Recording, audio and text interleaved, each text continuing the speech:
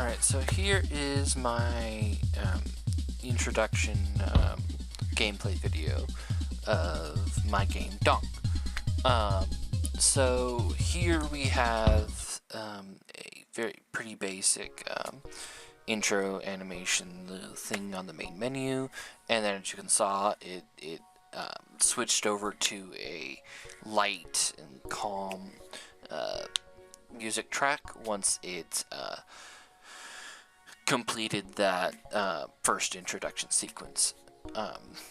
So I like this little track. It's basically just the chords and light version of the melody of the main song.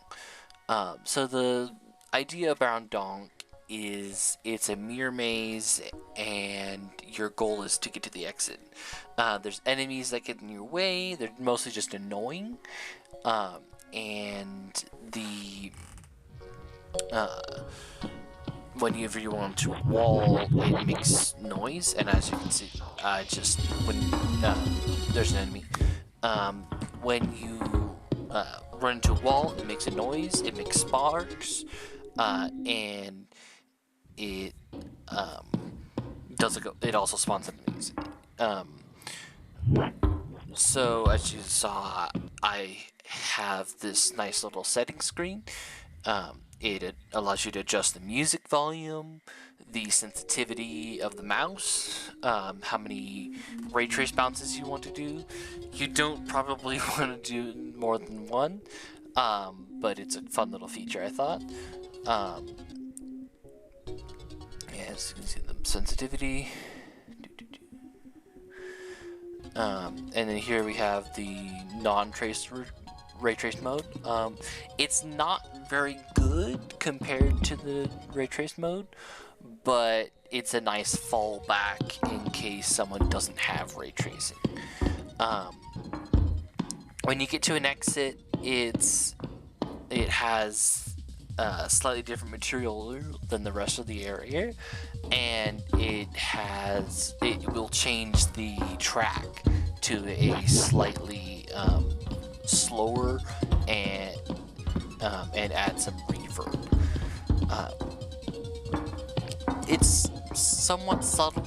Mostly you'll just look through the material, but it's a fun little thing, I thought.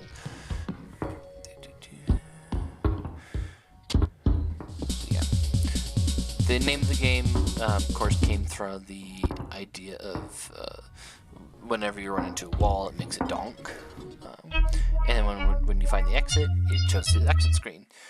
So we can make a new maze, we can go to the main menu, or we can quit.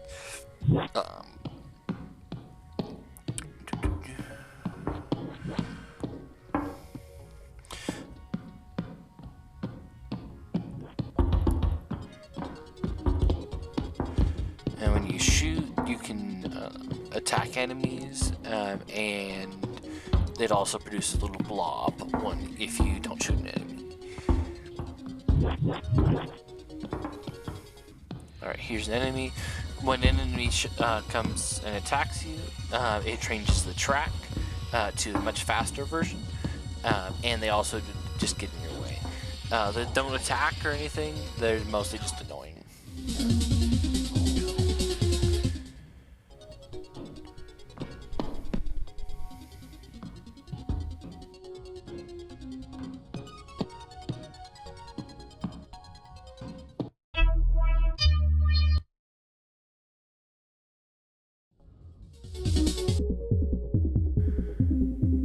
Okay, and then now I'm showing off the visual effects ray tracing that I discovered. It's really experimental. It's very unstable, especially with apparently the new skybox I put in. The original skybox I had in there that was somebody else's, that I got from the internet. It was, for some reasons, more stable, but yeah, this feature just overall isn't very stable. It's It's kind of cool. I spent a good amount of time to figure out how to do this. Basically, as you can see, it reflects the VFX on the walls, but obviously, because it's so unstable, I had to change it. So now I'm showing off a sped up version of going through the main menu and back over and over again, um, which will cause my choosing of which version of the main track I'm using. There's 4 different versions. 3 of them are made from stems in Unity, and the other one is using just built-in LMOS. I prefer the main one, which is built in LMOS, but the other ones are also kind of cool. One doesn't have melody, one doesn't have drums, and one is just everything.